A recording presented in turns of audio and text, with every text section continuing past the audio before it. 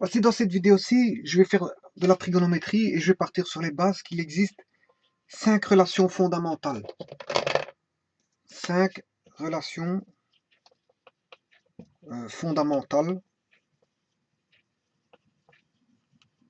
de la trigonométrie. Il y a 5 relations fondamentales en fait. Voilà. Il y en a déjà que j'ai déjà vu, il y en a déjà que j'ai démontré enfin, il y en a une que j'ai démontré assez souvent quand j'en avais besoin, à chaque fois je le redémontrais. Mais je vais les voir toutes les 5. Pour ça, il faut partir du cercle trigonométrique d'un arc. Attention que ce sont les relations fondamentales du même arc. Hein. Voilà. Si j'ai un angle, si j'ai un arc A, mais je devrais traiter avec cet arc A et rien d'autre. Voilà. Donc, les relations fondamentales du même arc. Voilà. Bon, donc pour ça, il faut que je crée un cercle de rayon 1. Comme à l'accoutumée, on crée un cercle centré, bien sûr, en un point O. Bien sûr, à une certaine échelle, hein, on ne va pas mettre un cercle de petit cercle de rayon 1. Je veux dire, il faut le mettre à l'échelle, donc l'augmenter avec une taille X. Voilà, et se dire que le rayon, si vous voulez, fait 1. Voilà, une unité. Prenez par exemple 3 cm pour une unité, par exemple. Voilà l'échelle. Vous dessinez un cercle de 3 cm, mais qui représente une unité. Donc ça veut dire que le rayon vaudra 1, pas plus.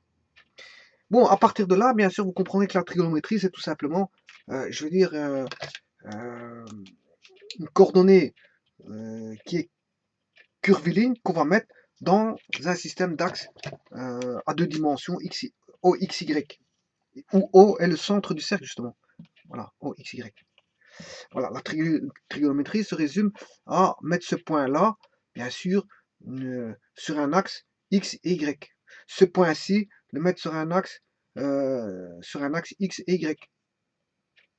Ce point-ci, le mettre sur un... Voilà. Et bien sûr, vous comprendrez que dès le moment où on met un axe XY, mais l'axe XY va diviser en 4 quadrants, je veux dire, le plan. 3, 4.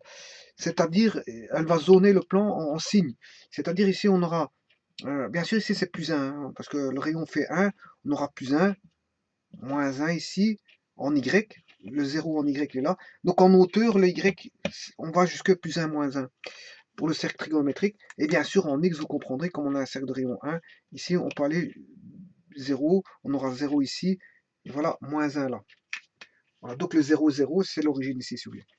Voilà, 0, 0, 0 en X, et 0 en Y, il est ici, c'est ce qu'on appelle l'origine, O. Voilà, donc ici, le plan, ici, vous comprendrez qu'on a des X positifs, dans le quadrant 1, des X positifs, et des Y positifs. Là, on a des X négatifs, mais des Y positifs.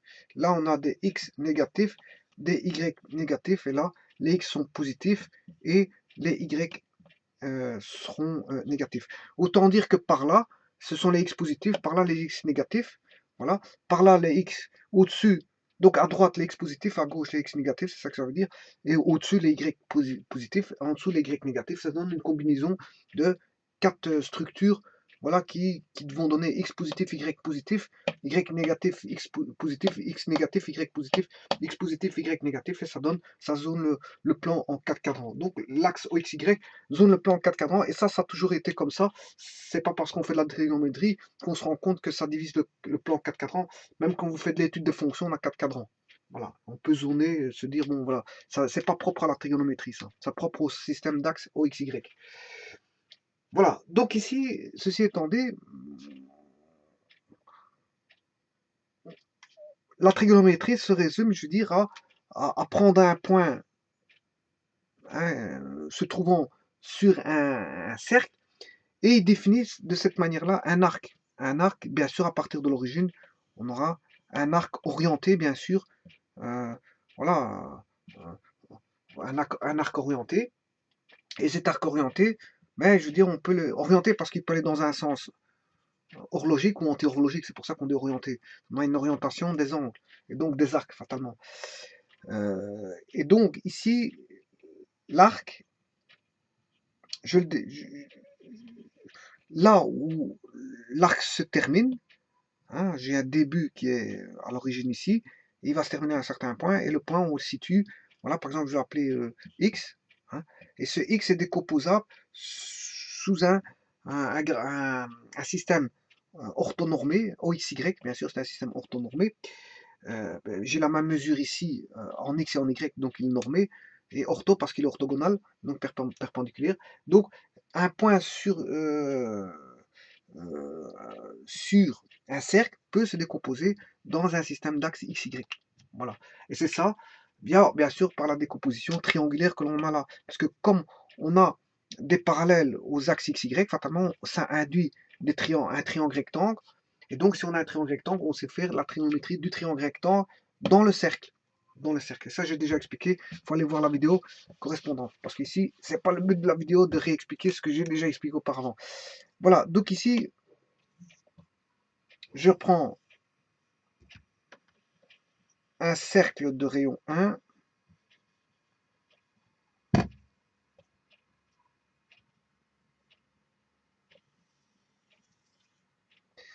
Voilà. Et je vais décomposer, si vous voulez. Qu'est-ce que c'est que le sinus? Ben, si je prends un point ici, P, si je le décompose ici en X, pour avoir l'abscisse, eh bien, on sait bien que si j'ai un angle alpha ici j'ai l'arc, ça c'est l'arc, mais ça c'est un angle, voilà. Alors, si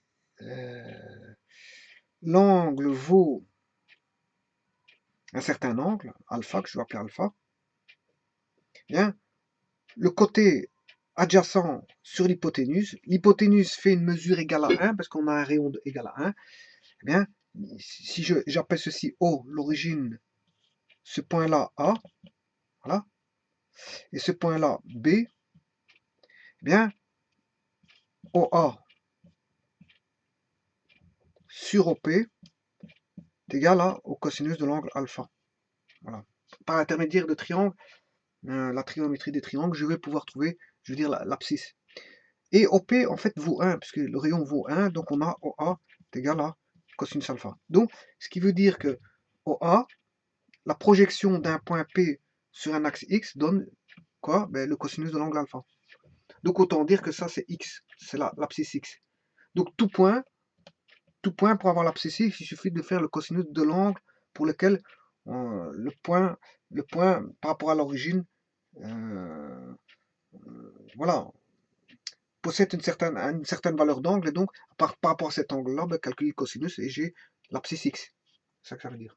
Maintenant, si je fais la projection sur l'axe des Y, l'axe des Y est ici, je vais faire la projection de P qui est sur le cercle sur l'axe des Y, mais pour ça, ça va me donner, je veux dire, je vais rechercher ceci, cette distance AP.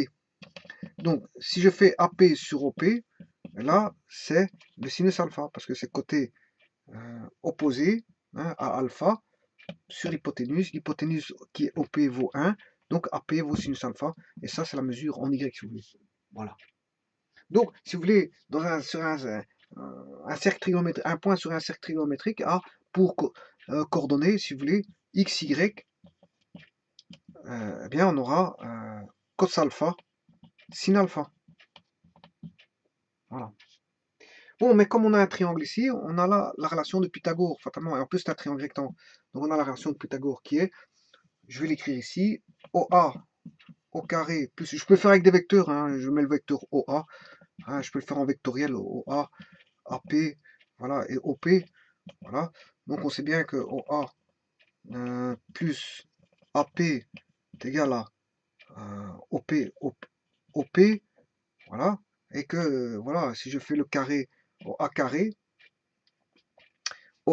plus OP carré, hein, en distance, OA carré plus OP, OA carré plus AP carré, et ça c'est égal à, si vous voulez, à OP carré. Voilà, c'est du Pythagore. Voilà, mais OA, qu'est-ce que c'est OA? OA, c'est le X. c'est x carré plus y carré, si vous voulez, est égal à 1. Parce que le OP au carré, ça vaut 1. N'oubliez pas qu'OP au carré vaut 1. Voilà, donc ce qui veut dire que cos carré, puisque x c'est cosinus alpha, plus y qui vaut sinus carré alpha, égale 1. Vous voyez qu'ici, c'est une des relations fondamentales du triangle. Une des relations fondamentales du triangle, et la plus, enfin, c'est cos carré du même arc, hein. J'ai le même arc alpha, cos carré plus sin carré, alpha égale 1. Bon, bien sûr, ça revient à dire aussi que vous pouvez écrire ceci, hein, cos carré alpha égale 1. Vous pouvez écrire aussi sinus carré alpha est égal à 1 moins cos carré alpha, mais vous pouvez écrire aussi que cos carré alpha est égal à 1 moins sinus carré alpha. C'est bon, c'est les mêmes, c'est la même chose. Écrire ça ou écrire ça ou écrire ceci ou écrire ceci, c'est différentes façons d'écrire, mais c'est toujours représente toujours la même chose. Voilà, ça représente toujours la même chose. Et vous voyez bien que c'est toujours le même angle alpha. Hein. Ici, j'ai pas mis alpha et là, j'ai mis bêta. Si je mets bêta ici, je peux mettre, mais alors ça veut dire que alpha égale bêta. Voilà, parce que c'est la relation fondamentale pour un même arc. Pour un même arc. Si j'ai alpha ici, je vais avoir alpha ici. Donc si j'écris ceci, ça veut dire que alpha égale bêta. Voilà. Voilà. Bon, maintenant, une autre relation fondamentale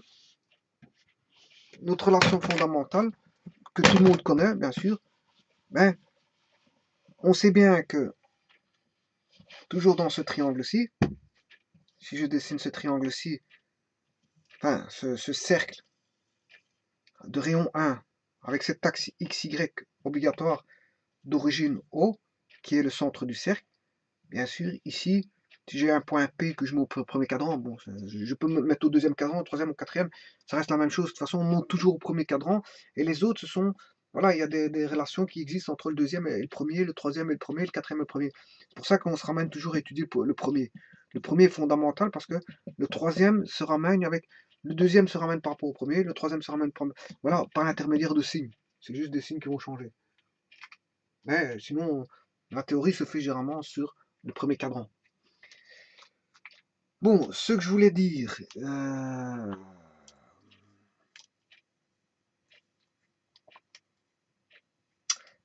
ouais, ce que je voulais dire, c'est que donc ici on mesure le cosinus d'un angle, voilà, et qu'ici on va mesurer le sinus d'un angle. Alpha, bien sûr, est ici.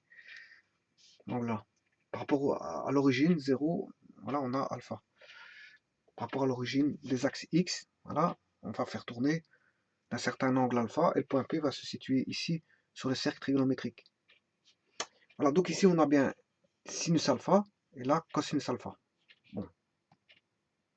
Alors, on sait bien que si je fais sinus alpha, on a dit que c'était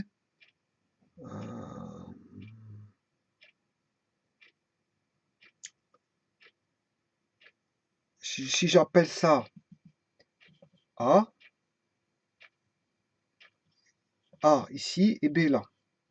Donc OAP, un triangle OAP, je peux dire que j'ai sinus c'est côté opposé AP sur OP, qui est l'hypoténuse.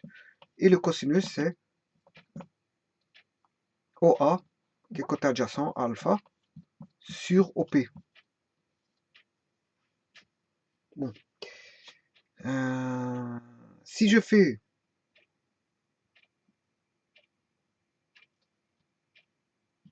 AP sur OP divisé par OA sur OP, bien je vais avoir AP sur OP fois OP sur OA. Voilà, et les OP vont se simplifier. Autant dire que ceci, AP sur OA, AP sur A, c'est le côté adjacent sur l'hypoténuse. Ça veut dire que c'est la tangente alpha. Tangente alpha. Autant dire que c'est comme si on avait ceci sur ceci, c'est-à-dire sinus alpha sur cosinus alpha. Voilà. Donc, ça c'est une autre relation fondamentale, c'est du même angle, voilà, c'est de dire que tangente alpha, c'est sinus de alpha, voilà, sur cosinus alpha. J'ai pas mis, si alpha égale bêta, ben, enfin, si je mets bêta ici, ça veut dire qu'alpha égale bêta. Donc, la tangente, c'est une relation de même arc, c'est toujours le même arc, alpha, alpha, alpha, alpha, alpha, alpha, alpha, alpha, bêta, mais bêta, alpha égale bêta dans ce cas-ci. Hein. Voilà, alpha, alpha, ben, ici je vais changer, je vais laisser alpha.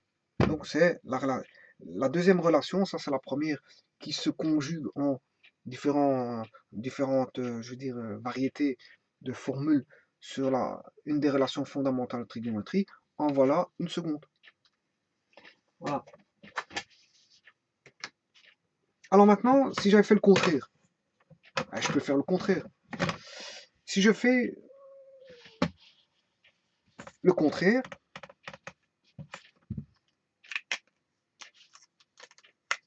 c'est-à-dire que je vais prendre OA sur OP divisé par AP sur OP. Donc je prends, si vous voulez, le cosinus sur le sinus. Hein, ceci c'est le cosinus sur le sinus. Cosinus alpha sur sinus alpha. Et là, vous comprendrez qu'on a quoi? On a OA sur OP fois OP sur AP. Je simplifie et on a OA sur AP, ce qui veut dire le côté OA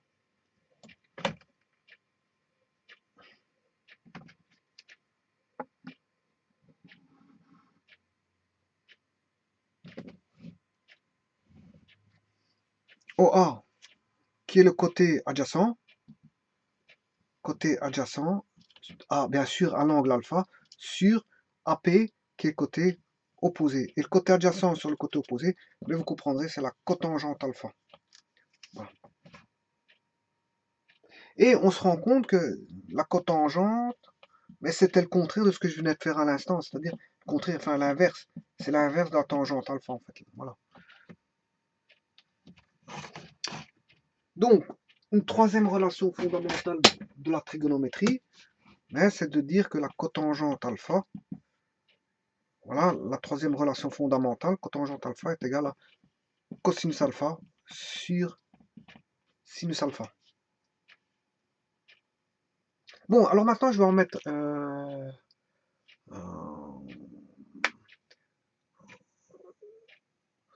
mettre deux sans démonstration qui ne sont que des définitions.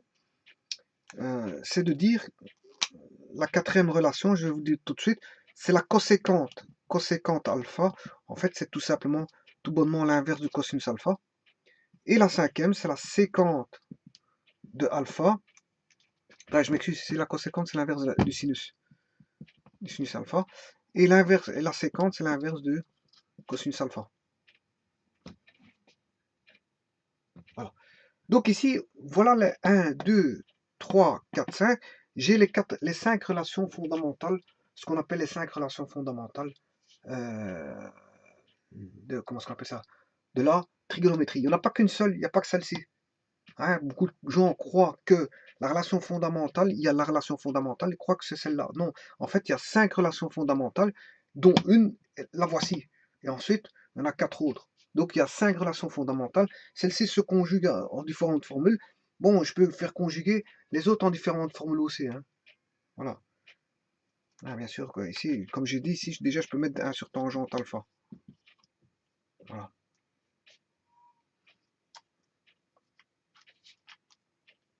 Alors, heureusement qu'on en a que 5. Heureusement. Et c'est ça que mon message, c'était le suivant. C'est qu'heureusement, on n'en a que 5.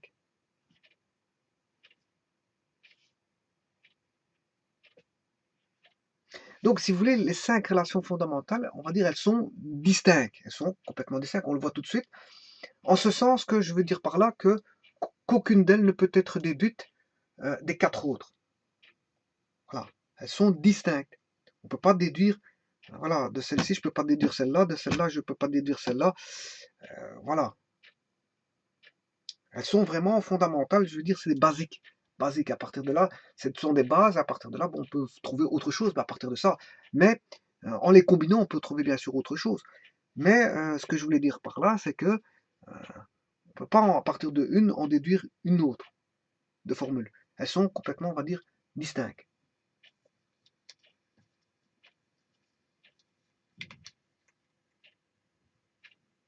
Donc ça veut dire que, en quelque sorte, chacune des quatre, si vous voulez, des dernières, contient, on va dire, un nombre trigonométrique qui ne figure pas dans aucun des, aucune si vous voulez, des précédentes.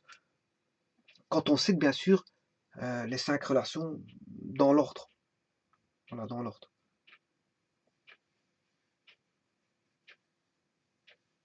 Alors, maintenant je dis qu'il y en avait 5, ouais. Elles sont, je veux dire, uniques, interdépendantes entre elles. Indépendantes, ouais, c'est ça, indépendantes entre elles, n'ont rien à voir les unes par rapport aux autres, hein, elles sont chacune uniques. Et si vous voulez, pourquoi j'en ai 5? Heureusement qu'il y en a que 5. Et c'est ça mon message que je voulais dire, c'est que, bon,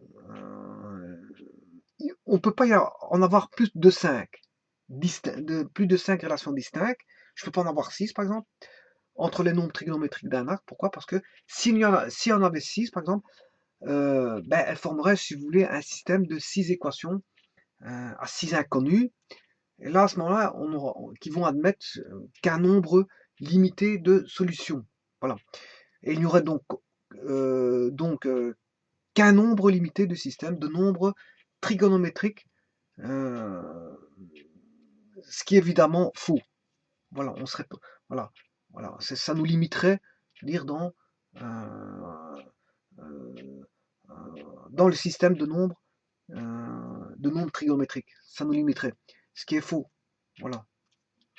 Donc, voilà la raison pour laquelle qu'on n'a que 5 relations fondamentales et pas 6. Voilà. Donc c'est bien fait, la trigonométrie, bien faite, hein. On a 5 relations fondamentales, c'est pas pour rien. Heureusement qu'il n'y en a pas une sixième, hein. Parce que les mathématiques, je veux dire, tomberaient un petit peu à défaut, parce qu'on aurait un nombre limité de systèmes de nombres trigonométriques, si vous voulez. Voilà. On serait limité dans le nombre de systèmes de nombres trigonométriques.